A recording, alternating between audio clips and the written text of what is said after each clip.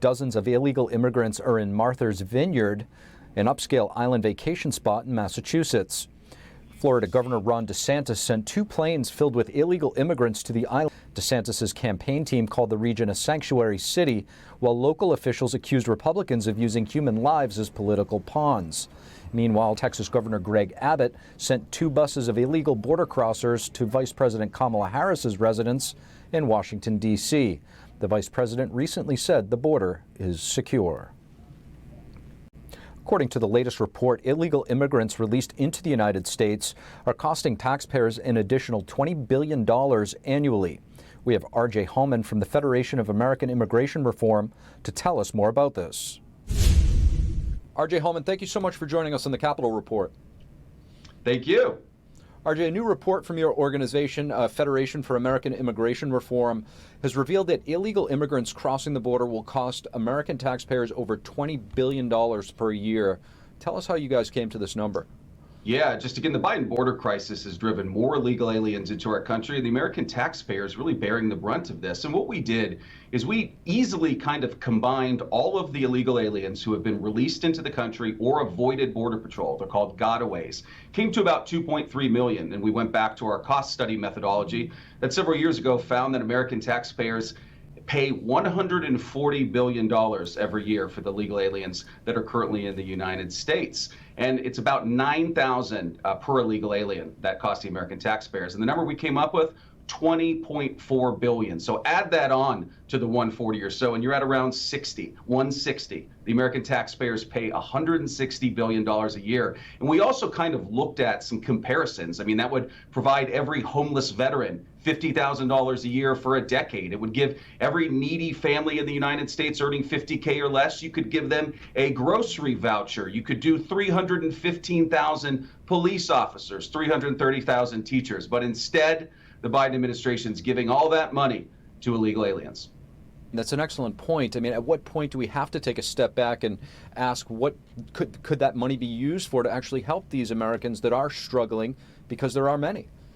Well, you know, and if you look at what the Biden administration says is that of one side of Joe's mouth, he's a blue-collar man, respects the American worker. But all this money's going to illegal aliens. They're the top priority. They're living on a different planet. As you saw, Karine Jean-Pierre yesterday said they're doing better on border security than the Trump administration was. I mean, they are in absolute la-la land. They do not care about addressing the crisis. Even Kamala Harris, in her interview with Chuck Todd on Sunday, she said the border is secure and then immediately pivots to amnesty for every illegal alien in the country. That's the only solution when it comes to immigration in their eyes. Taking care of those who are currently here illegally and those who haven't even got here yet. They want to keep the border open and give amnesty to every illegal alien in the country.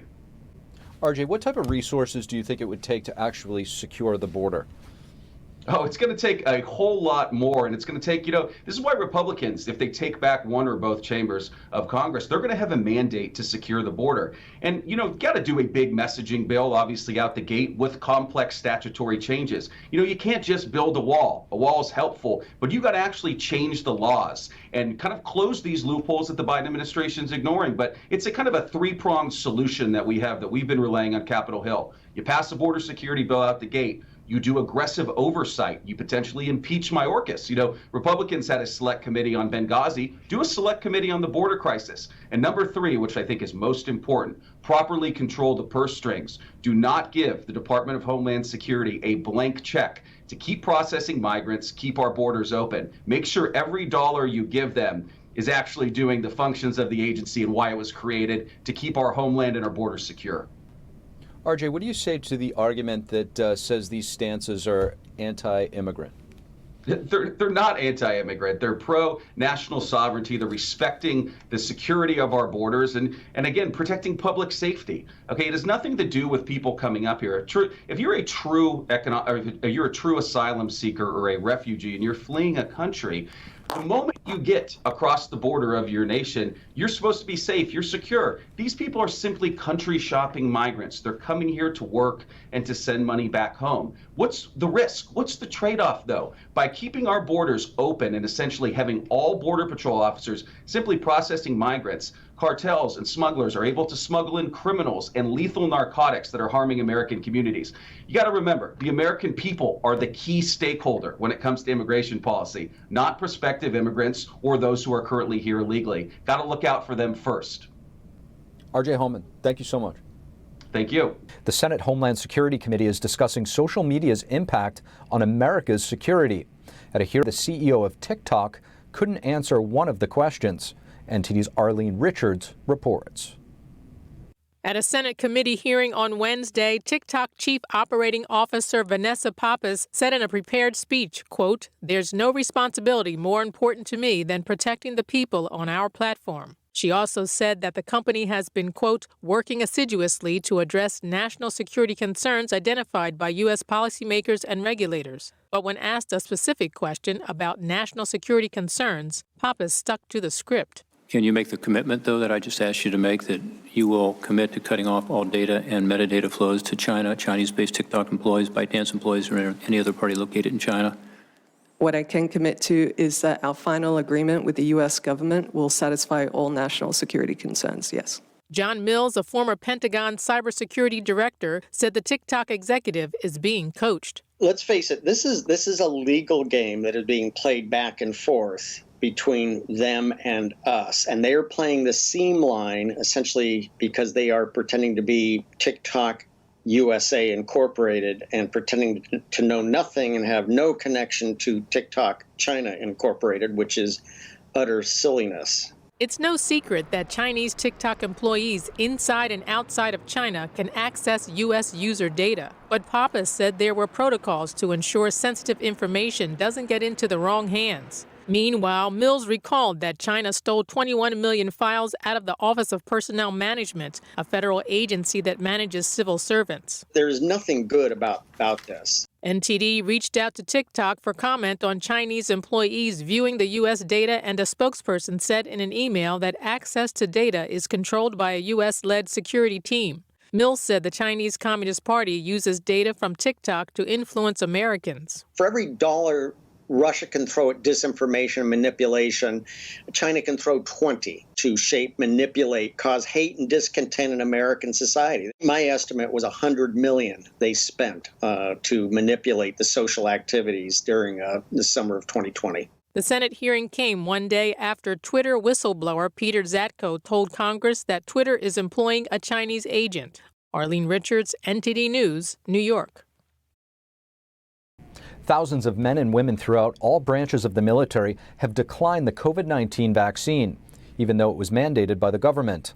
A federal judge recently prohibited the Marine Corps from enforcing the mandate for thousands of Marines. And this week, the Navy quietly rolled back punishment for unvaccinated SEALs. To discuss, we have military whistleblower and former Space Force Lieutenant Colonel Matt Lohmeyer. Matt Lohmeyer, thank you so much for joining us. Steve, happy to be here. Matt, the news cycles have been coming at us fast and furious. Your story is a really important one, as you were a commander in the Space Force when you were actually removed from the military for speaking up on things that just didn't seem right to you. Please tell us what you experienced. Yeah, I had just come out of a DoD strategy school, the School of Advanced Air and Space Studies, studied a lot of Cold War history, studied Marxist ideology. And in the aftermath of George Floyd's death, I saw what I recognized as Marxist revolutionary tactics afoot in the United States. And unfortunately, our military wasn't safe from that impulse either. I saw, even at my own base in Colorado, a radical left-wing activism is what I'll call it, teaching of critical race theory, which, as everyone now understands, is rooted in Marxist ideology. And I tried first using my chain of command to help fix that problem and protect our service members from indoctrination on a daily and weekly basis at the base into critical race theory thinking, which pits whites versus blacks and makes race the lens through which everyone views, perceives, and interprets the data all about them in society. But I did that to no avail and ultimately ended up filing a formal written complaint with the Space Force Inspector General's office, which was dismissed, and then published a book about it, hoping to get some attention so we could help solve this problem. But it's a really big problem today, unfortunately. But we have other issues like the COVID shot mandate and drag shows and other things that seem to capture the headlines. But the diversity, inclusion, and equity industry, which is steeped in critical race theory, is still lively and active in our DoD. You mentioned the COVID shot mandate. Specifically, I want to ask you, in the military, we're seeing things that are quietly evolving. What are you seeing and hearing, and what has you most concerned about this? What has me most concerned is that, first off, at the moment, it's an illegal shot mandate. The only shot that's been available in many instances has been emergency use authorization. We've got a large chunk of our service members across all branches of the military who have essentially conscientiously objected to taking that shot, which amounts to now hundreds of thousands of service members between active duty, Guard, Reserve, and DoD civilians.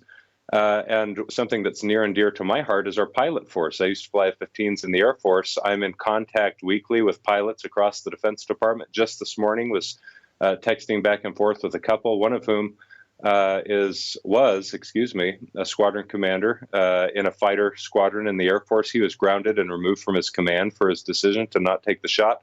And despite a preliminary injunction in a federal court in Ohio almost 2 months ago now, saying that the Air Force was not legally justified in taking any punitive action against its service members for the refusal to take the shot, he and every other combat aviator of which he is aware have not yet been returned to flying status as of this morning. And now we're putting people on the chopping block who are young, relatively healthy and resilient, and who should be able to get back in the cockpit and start flying. And at a time of great power competition, potentially with China and Russia, not the time to be tampering with our readiness. Matt, I want to just get back to your book for a moment. How does a shift away from these subtle or sometimes not so subtle Marxist ideas take place? And is there any way for servicemen and women to push back on this stuff in a way that they don't have to fear retribution? Your question is two parts, but I think the answer is kind of wrapped up in both. I think the only way that we start to pull back on some of this ideological drive that's currently infecting our military is by our service members speaking up, regardless of their rank, regardless of their age, regardless of their position or their career field. If they're enlisted or a senior officer, people need to be willing to speak up within the workplace respectfully. I'm not encouraging people to be disrespectful of their chain of command, but if something doesn't sound right, smell right, look right, they need to be willing to stand their ground. Say that they disagree, in fact, if they can articulate their position, that they disagree with what's being said and here's why. And if they can't even articulate why it is that they feel uncomfortable with what they're hearing, they should be able to say that as well.